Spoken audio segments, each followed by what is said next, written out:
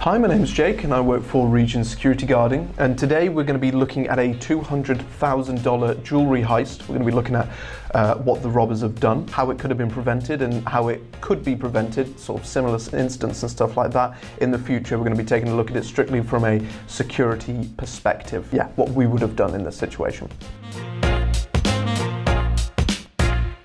Before we get into the clip, just as sort of a little bit of backstory and stuff like that, in terms of jewellery stores and any kind of luxury stores where each individual item is worth, you know, sometimes upwards of tens, maybe even hundreds of thousands of dollars.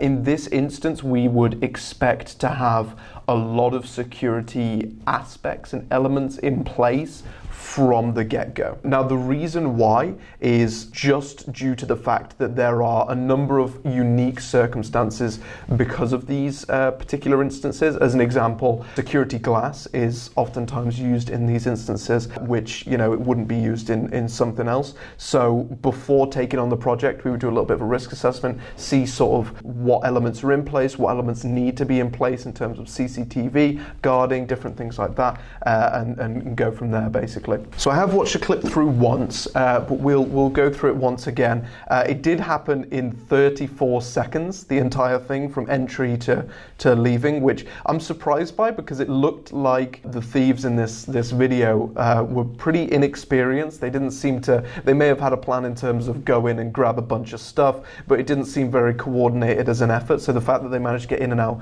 with $200,000 worth of merchandise in just 34 seconds is pretty impressive in this instance. So the first thing to note here about the first clip is the doors.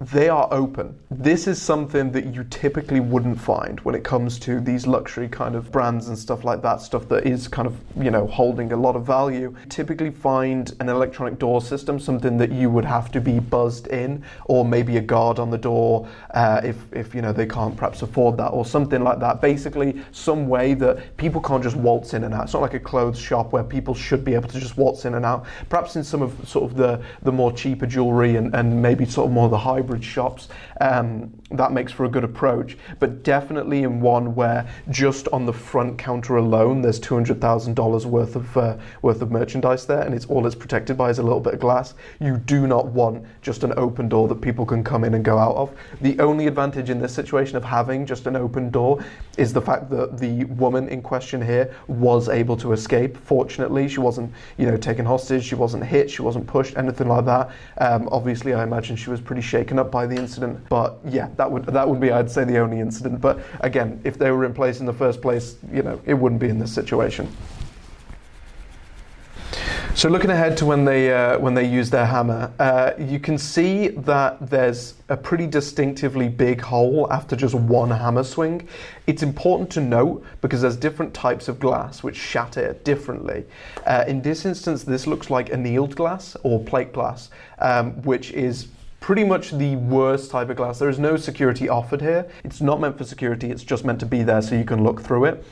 You can tell because it breaks off into large chunks instead of sort of very tiny fine chunks. There is also tempered glass, which when you hit it, it does break into smaller, sort of very, very tiny chunks. They are about 4 times stronger than annealed glass, but still is not an effective solution. What you want to be looking at, especially in this instance, is laminated glass or stronger, which is basically just tempered glass which shatters into very small fragments, but there's a layer of adhesive between two kind of strips of the tempered glass, so as soon as they hit it, it shatters into small pieces, and that then sits in the adhesive and almost creates like a springy surface. I'm sure you've seen it on almost like a similar way that like bulletproof glass works. When that gets shot, you can see it almost bends inwards. It's a similar concept.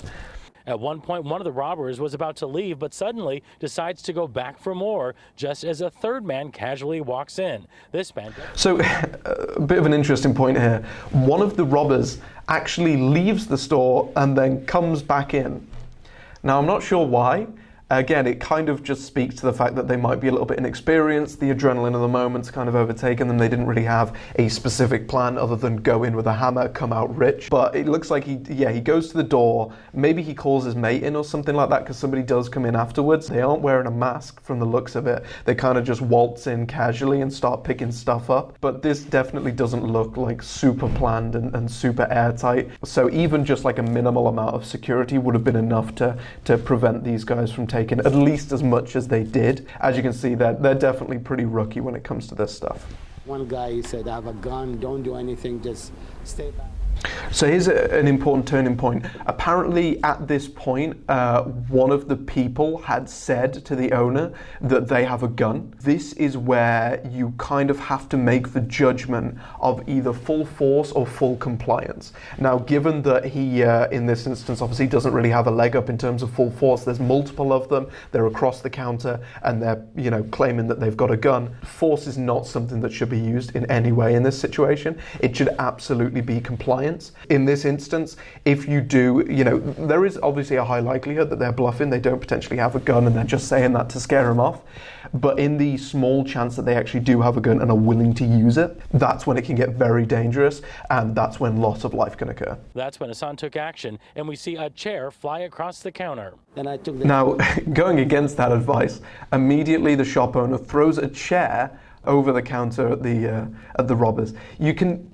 There is some level of logic he's working off here. Obviously, he is just literally watching basically money pour out of his pockets. Every single thing they put into their bag is, tens of thousands of dollars down the drain. So he just wants them to stop as soon as possible under any circumstances. In this particular instance, though, it was incredibly dangerous to try and physically attack them.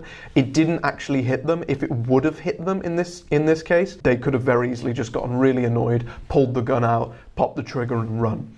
And in that situation, it's absolutely worth losing a couple extra, items and stuff like that in order to increase your chances of survival or not getting injured and stuff like that exponentially. Hassan said he's grateful, although something like this happened just a year and a half ago. Given that it's happened a year and a half ago, you would expect in this situation for the shop owner to have some level of security systems in there. Again, no security glass, no automatic door, no guard on the door. You wouldn't need, because it doesn't look very big, you wouldn't need multiple guards. You don't really need the one, just sort of manning the door, making sure the people come in aren't really shady or suspicious people, making sure that they're actually coming in for a purpose, for a reason, they're coming in to buy, or if they are coming in to browse, which again is another pain point. If people are coming in to browse in luxury, high-end jewelry stores like this, it is very indicative that they are potentially planning an attack. Something you have to watch out for. Obviously not every customer is. Some just like to come in and have a browse and have a look around,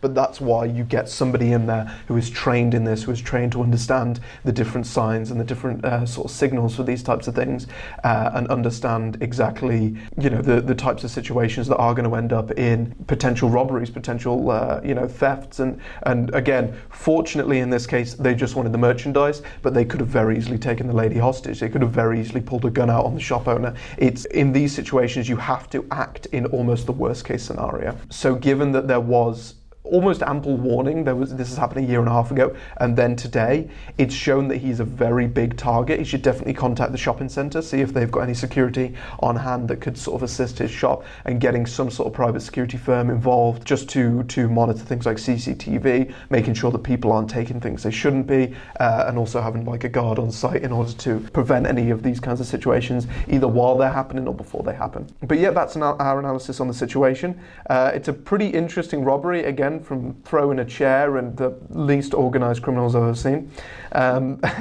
But with that being said, thank you very much for watching. If you did enjoy, make sure to leave a like and a comment, and we will see you next week.